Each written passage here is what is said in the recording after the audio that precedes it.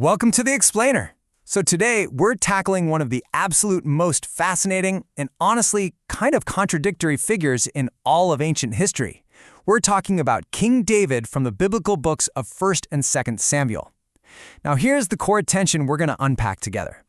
David is constantly presented as the greatest biblical king, right? Like he is the ultimate prototype.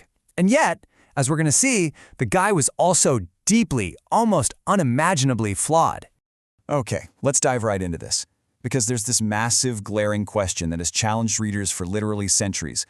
How in the world does a king who becomes guilty of horrific crimes, and we're talking specifically about murder and adultery here, how does he ultimately serve as the Bible's absolute gold standard for leadership?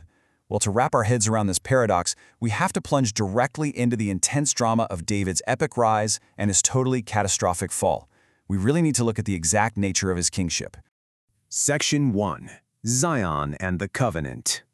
Right, so our story really takes off when David actually manages to unite all the tribes of Israel. He goes in and captures the heavily fortified Jebusite city of Zion. And honestly, from a strategic political standpoint, it was a brilliantly calculated move. Because it was centrally located and surrounded by these steep, deep valleys, the place was basically an impregnable fortress. But see, David wasn't just interested in building a political capital. To transform this newly captured fortress into the religious epicenter of the entire nation, he makes this absolutely monumental decision in 2 Samuel chapter 6. He decides to bring in the Ark of the Covenant. Now, if you're not familiar, the Ark was essentially a rectangular wooden box completely overlaid with gold, measuring roughly 4 feet by 2.5 feet. Inside were the 10 Commandments, but, and this is absolutely crucial, symbolically, it was way more than just a fancy container. It was universally recognized as the visible footstool, the actual throne, upon which Yahweh, the God of Israel, was invisibly seated. So by bringing the ark right into Zion, David was publicly and physically acknowledging a massive reality. He was saying that Yahweh, not David, was Israel's true divine sovereign. David was, merely his agent. And because David honored God by recognizing his ultimate kingship, God actually reciprocates. In 2 Samuel 7, God makes this staggering, mind-blowing promise to David, one that gets echoed later on in Psalm 89. God promises to establish his royal line forever and make his throne firm through all generations. Guys, this moment right here, this is the undisputed high point of the entire book of Samuel. God is literally promising David an eternal dynasty. Those grand sweeping promises that were made way back to Abraham are suddenly narrowed down, pinpointed onto one specific royal line. The future savior of the world, this great messianic king we hear about, is going to come directly from the seat of David. Section 2. The King's Great Fall. But man, just as we hit this incredible soaring high, the narrative suddenly just pivots violently into grim reality. David commits adultery with Bathsheba.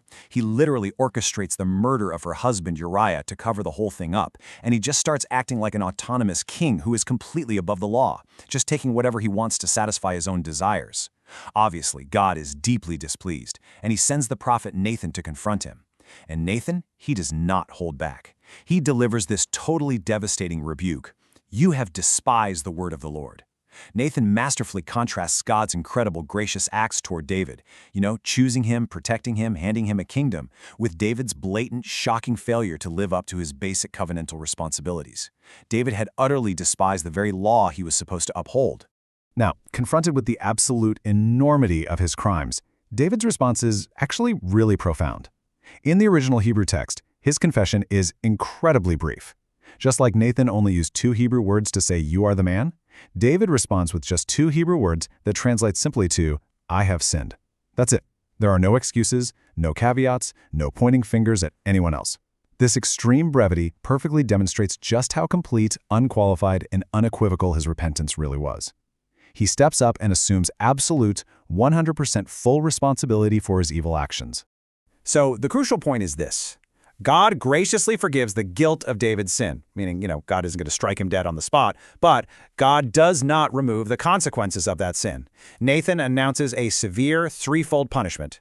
First, the sword will constantly afflict his family. Second, insurrection is going to tear his household apart from the inside. And third, the intense public humiliation he caused Uriah, that will be visited right back upon his own wives. We learn a really hard lesson here. God cleanses the defilement of sin, sure, but he may very well continue its strict discipline. And that brings us to the intellectual core of our explainer today. This is the big question that scholars and readers literally always come back to. Why on earth did God pardon David for such heinous, violent crimes, murder and adultery, right? But then completely stripped Israel's first king, Saul, of the throne for what really seems like a lesser sin of mere disobedience. Think about it. Both men were kings. Both men failed miserably. So why the radically different outcomes? Section 3. David versus Saul.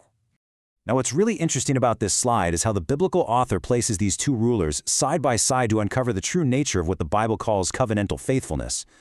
Look at the stark psychological and spiritual contrast in how these guys react to their own massive failures. When the prophet Samuel confronted Saul about his disobedience, Saul's immediate reaction was super defensive. He made excuses, he tried to justify his actions, he even shifted the blame onto his own soldiers. But when Nathan confronted David, David offered completely unequivocal repentance. He just bowed down in true contrition and assumed full responsibility. No excuses. Actually, later in his life, David describes himself as blameless before God. Now, I know what you're probably thinking, wait a second, the guy who murdered Uriah is calling himself blameless? No way. But see, in the biblical context, being blameless doesn't mean sinless moral perfection, not at all. It means a general life pattern of covenant faithfulness. It means that the deep core desire of David's heart was to follow Yahweh's laws and to humbly listen to the prophets when he was corrected. Saul, on the other hand, stubbornly rejected the prophets and even went so far as to turn to witchcraft. So yes, David fell into terrible, awful sin, but he never utterly abandoned his core allegiance to God. Section 4. The ultimate messianic king. Let's move to and see how this builds. Because David strove to rule justly and continually turn back to God, his kingship actually became the organizational apparatus, kind of like a rough draft for something far, far greater. David was a flawed, yet true representative of the ideal king. He was what we call a proleptic figure. Basically, that means his reign actively pointed forward to a perfect future ruler who would finally get the whole thing entirely right. Just look at how this beautiful pattern builds across redemptive history. God's massive promises continuously narrow down. First, God promises that the entire world will be blessed through Abraham's seed. Then, centuries later, that promise gets laser-focused right onto David's specific royal line. Finally, as human kings just keep failing over and over, the prophets start looking ahead to the ultimate fulfillment, a future righteous branch, the Messiah, who is going to sit on David's throne forever. The prophet Jeremiah actually gives this future king a remarkable title. He calls him, "The Lord is our righteousness." See, the prophets anticipated that this specific descendant of David, who, of course, the New Testament identifies as Jesus, would accomplish what David simply couldn't.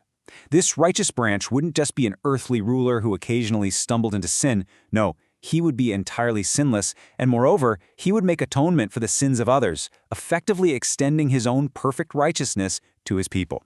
It's an incredible shift. And that brings us to our final thought for today. The story of David is incredibly raw, isn't it? It absolutely refuses to put human heroes on a pedestal. It shows us plain as day that every human leader, no matter how great or anointed, is capable of unimaginable failure. Yet, at the exact same time, it shows us a God of relentless grace who works right through those very failures to bring about a perfect solution. So I'll leave you with this to consider.